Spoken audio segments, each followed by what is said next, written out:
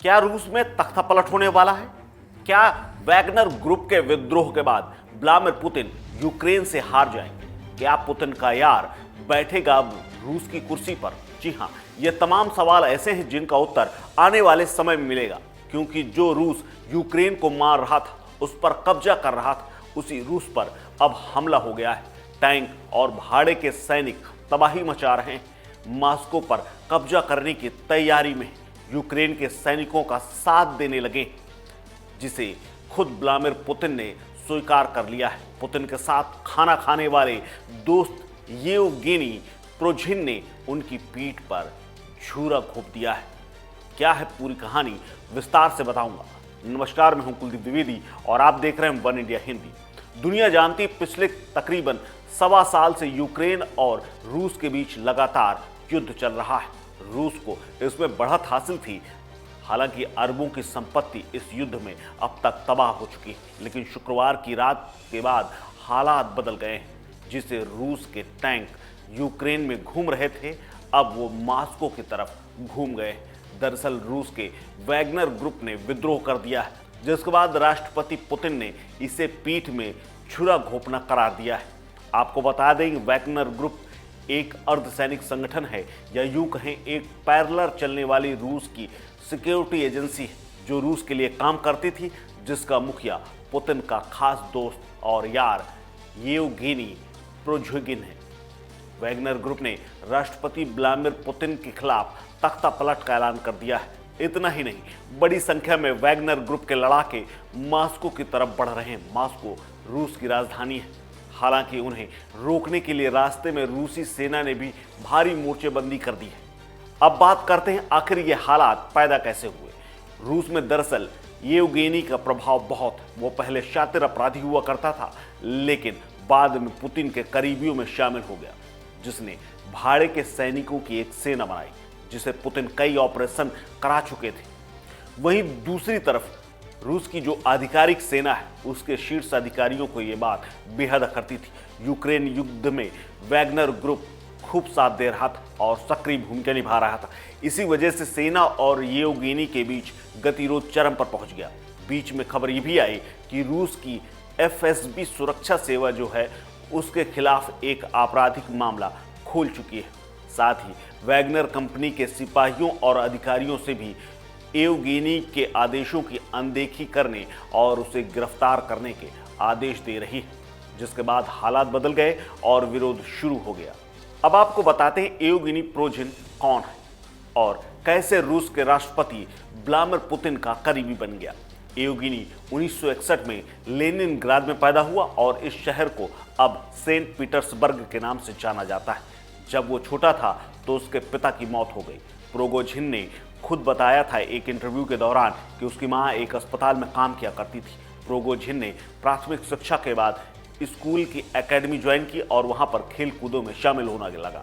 इसी दौरान वो रोजाना क्रॉस कंट्री स्काइंग करता था। इसके बाद वो पेशेवर एथलीट के रूप में कई जगह अपनी कोशिशें कर रहा था, लेकिन उसका सिलेक्शन नहीं हुआ। स्कूल खत्म होने के बाद येवगेनी प्रोझिन छोटे मोटे अपराधियों के एक गिरोह में शामिल हो गया और उसने पहला अपराध बहुत छोटी उम्र में किया था। येवगेनी ने 1980 में 18 साल की उम्र में एक महिला के साथ छिनैती की थी, या यूं कहें डकैती डाली थी। प्रिगोझिन ने आधी रात सेंट बर्ग के एक कैफे से निकली एक महिला के साथ, जो अकेले थी, उस पर अपने दोस्त के साथ हमला कर दिया था। प्रिगोझिन के साथ में एक और लड़का शामिल था, जिसने महिला से सिगरेट मांगी। महिला ने जैसे ही अपना पर्स खोलकर सिगरेट देने की कोशिश की तो उसका ध्यान भटक गया। तभी पीछे से प्रिगोझिन ने उसका गर्दन दबाना शुरू कर दिया और गर्दन तब तक पकड़ी रखी जब तक वो बेहोश नहीं हो गई। इस दौरान उसके दोस्त ने उसके जूते उतार दिए, जबकि प्रिगोझिन ने उसके सोने की बालियां उतार ली और जेब में रखकर भाग गया।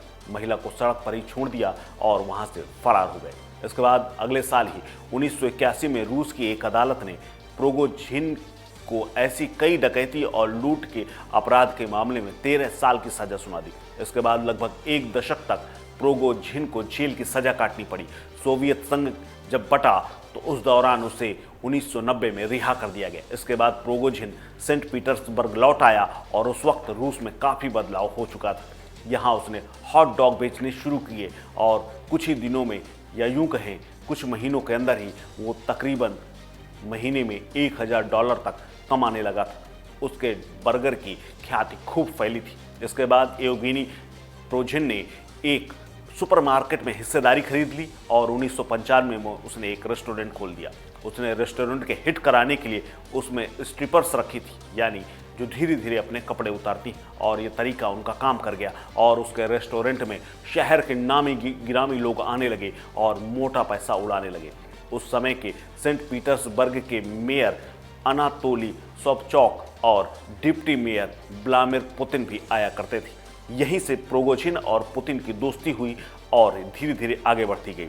आज वही दोस्त पुतिन का सबसे बड़ा दुश्मन बन बैठा है। समय आगे बढ़ा और इस दौरान प्रिगोजिन की मुलाकात रूस के फेमस संगीतकार सेलिस्ट मस्तिस्लाव रेस्ट्रोपोविच से हुई। रेस्ट्रोपोविच ने साल 2001 में अपने सेंट पीटर्सबर्ग वाले घर में स्पेन की महारानी की मेजबानी की। इस दौरान प्रिगोजिन ने एक कार्यक्रम में खाना बनाया और कैटरिंग का काम संभाला। इस कार्यक्रम में प्रिगोजिन ने जो लोकप्रियता हासिल की, उसने व्लादिमीर पुतिन के और करीब पहुंचा दिया। उसके खाने की खूब तारीफ हुई और उसका बिजनेस चल निकला। इसके बाद रेस्ट्रोपोविच ने साल 2002 में अपना जब 75वां जन्मदिन मना रहे थे तो उन्होंने लंदन के एक होटल में भव्य म्यूजिकल कार्यक्रम का आयोजित किया था। इसमें प्रिगोजिन और उनकी पत्नी को भी आमंत्रित किया गया था।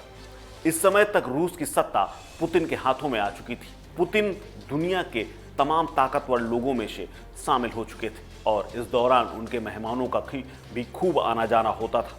और ख़ास बात यह है कि इन विदेशी मेहमानों को पुतिन अक्सर सेंट पीटर्सबर्ग में मिला करते थे और ज़्यादातर तो प्रिगोजिन के होटल में ही मिलते थे, जहां प्रिगोजिन उनका स्वागत करते थे और यहीं से पुतिन और प्रिगोजिन की दोस्ती गहरी होती गई।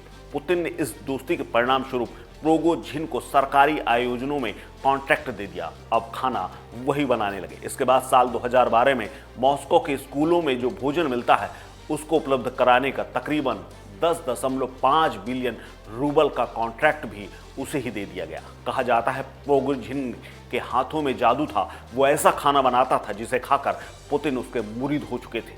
पूरा रूस प्रिगोजिन को पुतिन का शेफ कहता था।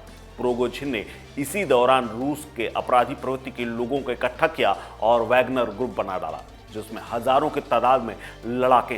प्रिगोजिन के वैगनर ग्रुप की ताकत और पहचान उस वक्त मिली जब साल 2014 में रूस ने क्रीमिया पर कब्जा कर लिया। इस दौरान रूस और यूक्रेनी सेना में युद्ध हुआ और वैगनर ग्रुप के लड़ाके रसिया की तरफ से लड़ रहे थे।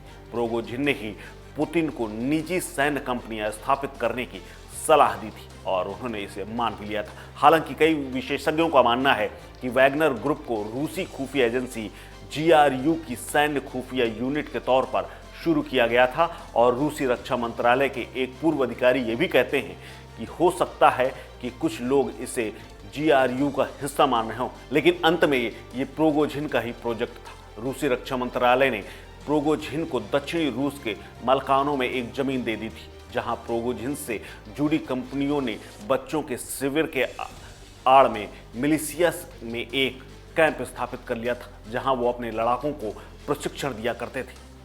इस खबर में फिलहाल इतना ही। अपडेट्स के लिए बने रहिए वन इंडिया हिंदी के साथ। नमस्कार।